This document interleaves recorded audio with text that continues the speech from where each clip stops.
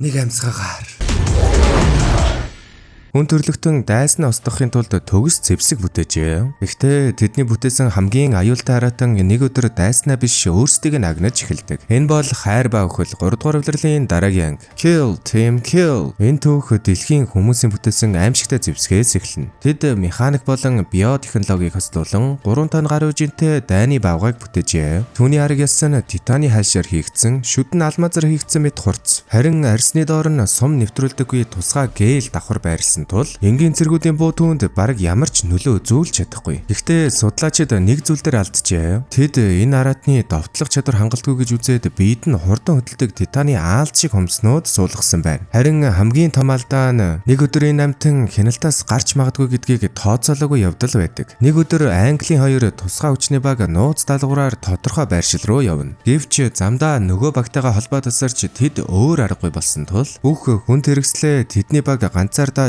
уулыг давж уулзалтын цэг рүү явна. Гэвч очисон зүйл нь тэднийг айлгаж орхив. Тэд нөгөө багийн явсан цэргүүдээ хэсэг хэсгээрээ салсан аимшигтай сүйдсэн байдалтай олно. Газар тархсан цогцнуудын дундаас нэг араатны унсан шүд хүртэл байлаа. Цэргүүд ухрах хэсгээ ярилцаж байх үед ой дотроос асар хүчтэй архирах чимээ гарна. Тэгсний дараанаас моддын дундаас төмөр масктай авраг бавгай гарч ирэв. Цэргүүд айсандаа бишээ, харин авч явсан асар их сум хэрэглэлтэд найдаж бууга зэрэг галлаж эхэлдэг. Гэвч хэдэн 10-100 сум биедэн туссан ч тэр араат нь зүгээр л ууралсан мэт урагшилсаар л байдаг. Бавгай нэг цэргийг яг л тоглоом шиг шүрж аваад шидчихдэг. Өөр нэг цэрэг зориг гарган хутга бариад ойрцсон ч бавгай түүнийг шууд хазаж хоёр хуваана. Найзынхаа хөглөг харсан масктай цэрэг урлаж автомат бууга бавгаан гизэнд тулган буудана. Гэвч сум нэвтэрсэнгүй. Бавгай тайван гихчин нуруунд дэрх төмөр өмснүүдэ гаргаж ирээд цэргийг шууд сүлбэн ална. Тэгээд толгойг нийдэг боловч бусад хэсгийг нь шууд орхино. Яг тэр мөчөд байгаас нэгэн хурц дуугарч бавгай гинт айсан мэт ухарч зогтов. Удалгүй шар устай нэгэн офицер гарч ирээд гартаа барьсан дууны төхөөрөмжөөс ихсэрч энэ нэг юмны ветеран яагаад ийм хурдан дуустдаг байна гэж гомдлоно. Тэр өөрийгөө CIA-гийн ажилтан гэж танилцуулж энэ газар биологийн зэвсэг бүтээдэг нууц судалгааны бааз байдаа гэж тайлбарлав. Харин саяны бавгай бол тэдний хамгийн сүүлийн үеийн туршилтын зэвсэг байжээ. Гэвч өнгөрсөн шөнө хяналтаас гарч замдаа таарсан бүхнийг устгаж эхэлсэн байна. Одоо тэдэнд ганц л арга үлджээ. Энэ нь бааз руу буцаж очиод эрдэмтдээс энэ хараатныг дахин хянах арга олох. Тэд офицерын удирдлагадоор уулын хавцлаар явж шувууд хүртэл ойрцдоггүй газар хүрнэ. Тэнд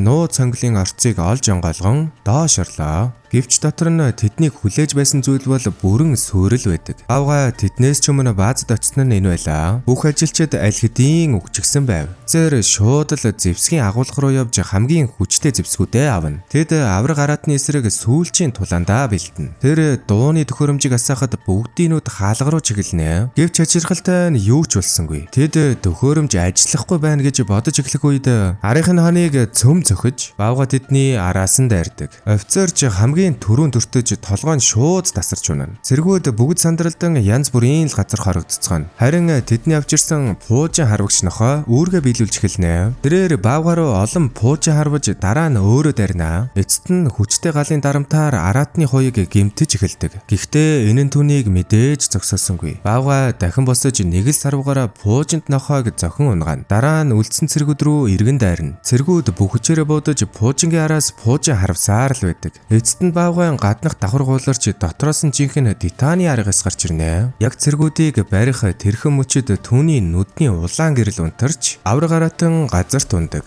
Яг эндээс л бүх зүйл дууссан мэт санагдана. Гэхдээ нэг зэрэг уур бухимдлаа гаргах гэж үхсэн мэт бавгайг өшөглөх гэтэл бавгай гинэт нүдэ нээж түүний гуйнаас хазчихдаг. Дараагаар нь нүдний шилтэй цэрэг рүү дайрав. Аз болж багийн ахлагч пуужин харвагчаа ашиглан бавгайн дээдсхийг дэлбэлж чадна. Ингээд хоёр хуваагдсан бавгай бүр дээд биеийн амьд мэт хүртэл архирсаар л байдаг. Тэгэхэд ахлагч пуужин харвагчаараа бавгайн толгойг дахин зохиж байж бүр мөсөн устгав. Эцэст нь араатан хөдөлгөөнгүй болов. Тулаан дууссан мэт санагдаж үлдсэн хоёр цэрэг гунигтайгаар явах гэж байтал бавгаанууд гинэд биеэсээ салаад гараад ирдэг. Тэгснээ тоолуурын дуу гарч ирвэ. Дараагийн хэдхэн секундэд аврах дэлбэрэлт болж цэргийн бааз тэр аяараа л тэнгэрт хийсв. Хүн төрлөختний хамгийн дэвшилтэд зэвсэг бүтээсэн газар хүртэл тэр зэвсгийнхаа гарт сүрчээ. Хүн төрлөختөн өөрсдөө устгахын тулд улам хүчтэй зэвсэг бүтээсээр л байгаа. Гэхдээ нэг л өдөр тэр зэвсгүүд дайснаа биш өөрсдийнхөө булшийг ухаж болохыг дүрсэлсэн юм л да. За тэгээд энэхүү түүх манд таалагдсан бол лайк, шеэр, subscribe хийхээ мартаваа. Дараагийн түүхээр уулзлаа. Түр бай бай.